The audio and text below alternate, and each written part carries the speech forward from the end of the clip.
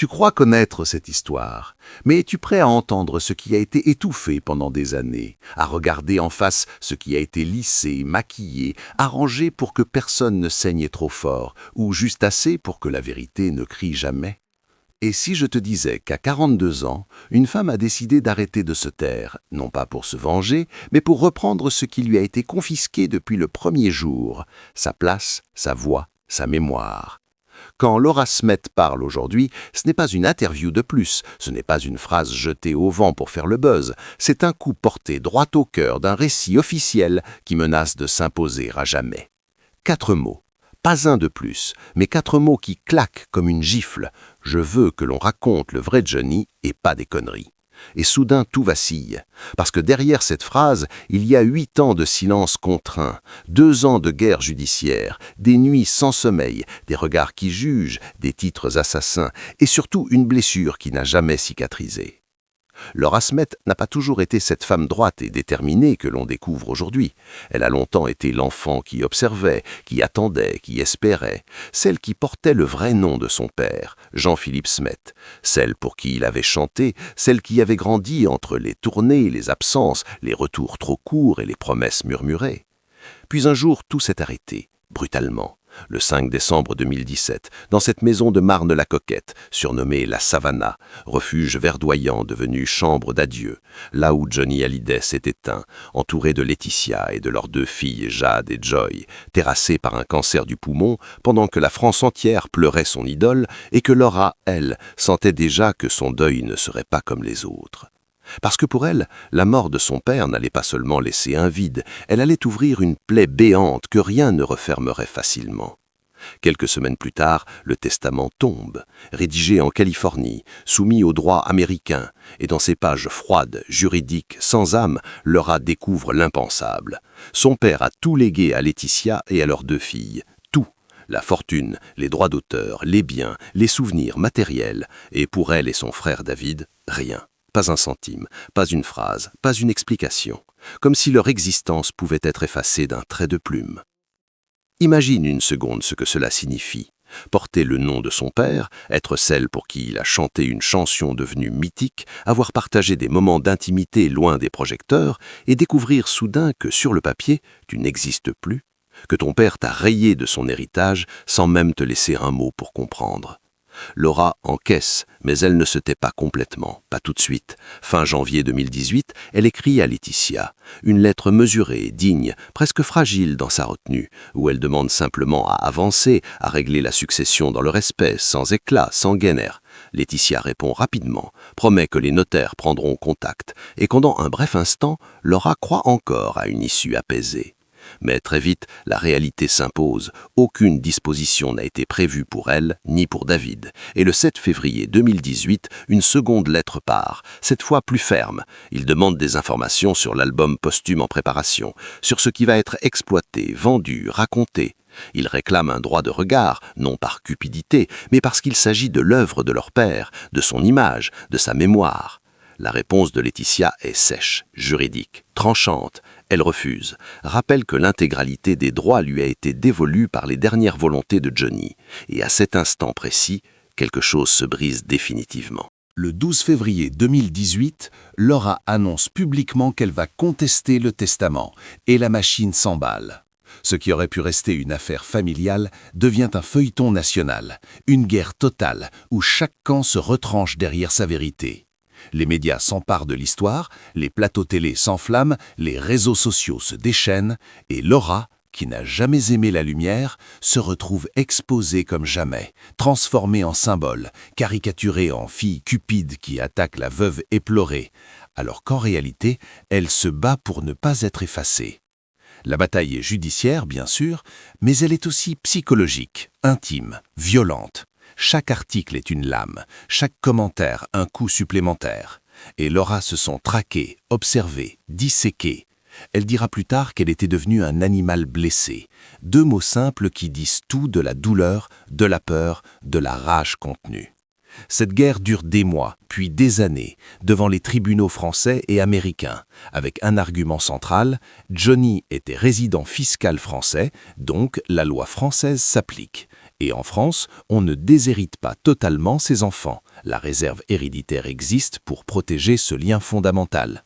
Mais en face, Laetitia défend le testament californien avec acharnement, au nom de la volonté de Johnny, et personne ne recule.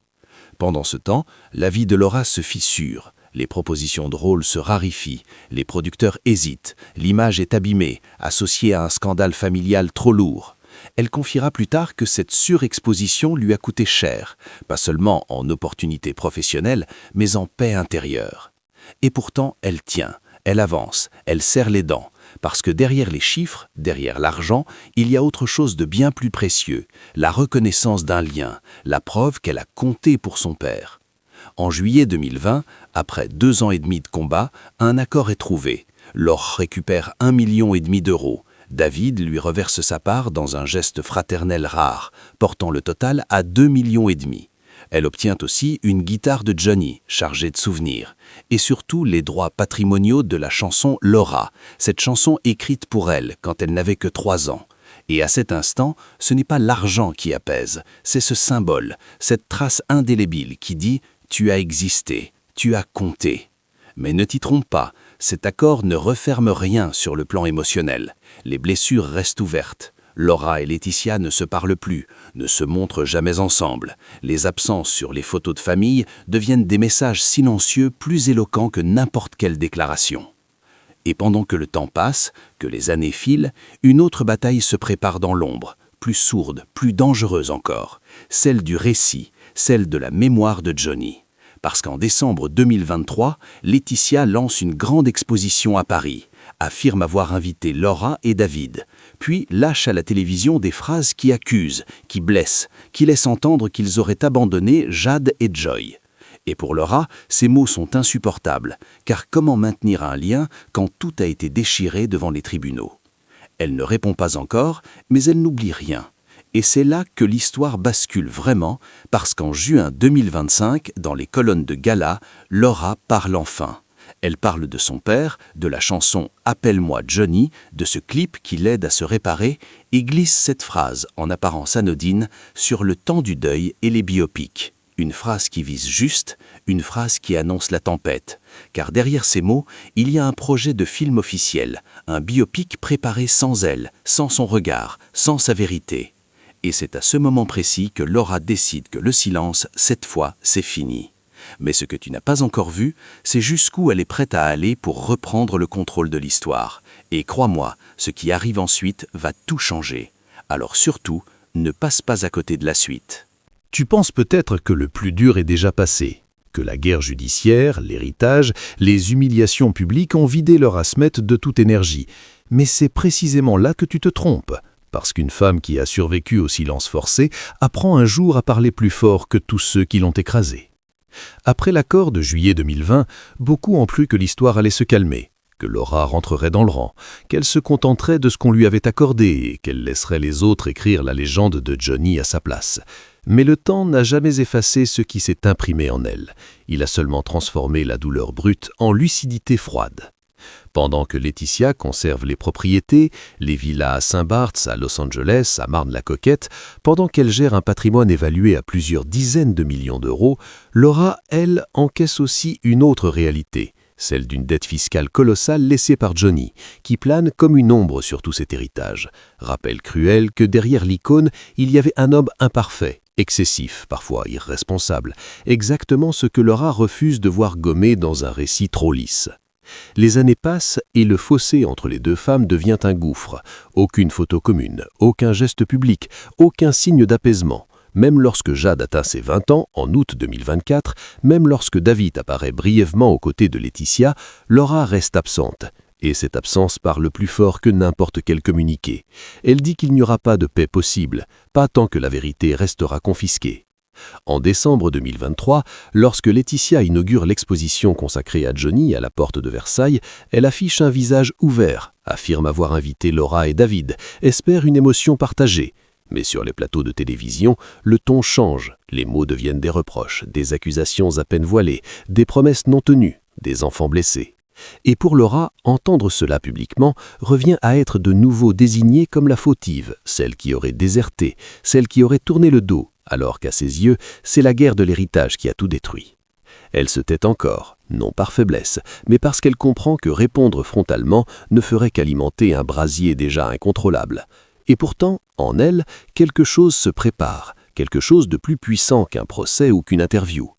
Juin 2025 marque un tournant irréversible. Laura accepte de parler à Gala, à l'occasion du titre « Appelle-moi Johnny » de Pascal Obispo, un hommage auquel elle a participé. Et pour la première fois depuis longtemps, elle met des mots apaisés sur son lien avec son père. Elle dit que ce clip l'aide à se réparer, à recoller des morceaux longtemps éparpillés. Mais au milieu de cette douceur, elle glisse une phrase qui change tout. Une phrase sur le temps du deuil, sur l'urgence de ne pas raconter trop vite, sur le respect dû aux fans comme aux proches. Et cette phrase vise directement le biopic que Laetitia prépare dans l'ombre depuis des années. Laura le sait, tout le monde le sait. Le projet avance, le réalisateur a changé. Cédric Jimenez est désormais aux commandes. Raphaël Quenard doit incarner Johnny. La sortie est prévue pour décembre 2027, date symbolique des 10 ans de la mort du rocker. Et pourtant, Laura n'a jamais été consultée. Elle n'a rien lu, rien vu, rien validé, comme si son regard n'avait aucune valeur. Ce détail, en apparence anodin, devient une fracture morale immense, surtout lorsqu'elle révèle que Pascal Obispo, lui, a eu l'élégance de l'appeler pour la prévenir qu'un biopic se préparait. Un simple coup de fil, un geste humain, un respect élémentaire que d'autres n'ont pas jugé nécessaire.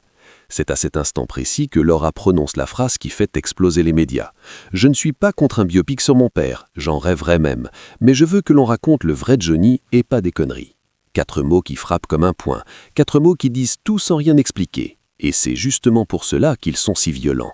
Elle ne cite personne, elle n'attaque pas frontalement, mais tout le monde comprend que ces mots s'adressent au film porté par Laetitia, à cette version officielle qui risque de transformer Johnny en icône figée, en héros sans faille, en monument intouchable, alors que Laura sait mieux que quiconque que son père était un homme traversé par ses démons, ses excès, ses contradictions. Les réactions sont immédiates, les réseaux sociaux s'embrasent. Certains saluent le courage de Laura, d'autres l'accusent de vouloir saboter le projet, de raviver des conflits dépassés. Mais Laura ne recule pas, parce qu'elle a compris une chose essentielle, se taire n'a jamais protégé personne. Et ce n'est toujours pas fini, parce qu'en septembre 2025, une information tombe comme une bombe dans Closer. Laura prépare son propre film, son premier long métrage en tant que réalisatrice, et le scénario fait l'effet d'un miroir trop fidèle pour être ignoré. L'histoire d'une star qui tombe amoureuse d'une femme presque aussi jeune que sa fille. Une belle-mère jalouse, manipulatrice, qui s'immisce entre un père et son enfant, détruit le lien, installe la discorde, divise la famille. Les ressemblances avec la vie de Laura sont si évidentes qu'elles en deviennent dérangeantes. L'écart d'âge, la jalousie, la rivalité féminine, cette impression constante d'avoir été mise à l'écart au profit d'un récit contrôlé. Selon plusieurs témoignages, Laetitia aurait toujours mal vécu la proximité entre Johnny et Laura, leur faible différence d'âge, leur complicité. Et lorsque Laura écrit aujourd'hui l'histoire d'une belle-mère destructrice, difficile de ne pas y voir un règlement de compte artistique, subtil mais implacable. Le financement du film serait presque bouclé, un producteur aurait déjà manifesté son intérêt.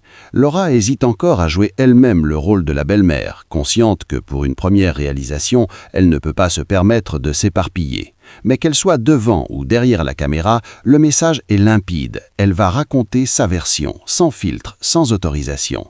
Et là où beaucoup auraient choisi les plateaux télé ou les procès, Laura choisit l'art comme arme, le cinéma comme champ de bataille, parce que pendant trop longtemps, on a parlé à sa place, on a écrit son histoire sans lui demander son avis. Ce projet révèle une transformation profonde. Laura n'est plus l'animal blessé de 2018. Elle est devenue une femme qui pose ses limites, qui choisit ses combats, qui sait exactement ce qu'elle refuse désormais.